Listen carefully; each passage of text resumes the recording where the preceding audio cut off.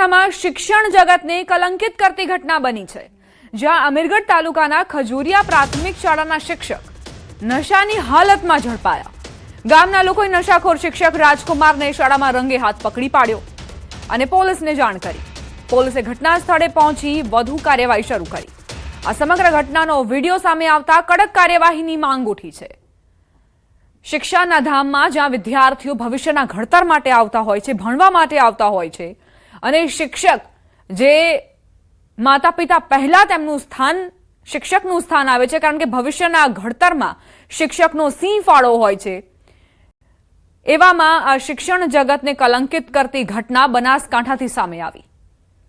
અમીરગઢ તાલુકાના ખજુરિયા પ્રાથમિક શાળાની અંદર આ શિક્ષક મળી આવે છે અને નશાની હાલતમાં આ શિક્ષક નશામાં ચૂર જોવા મળ્યો છે। ગામના લોકોએ નશાખોર શિક્ષકને રંગે હાથ ઝડપ્યો। પોલીસને પણ જાણકારી આપવામાં આવી। સવાલ અહીં એ કે આ શિક્ષકે ક્યાંથી દારૂનું સેવન કર્યું, ક્યાંથી આ માદક પદાર્થો લાવ્યો।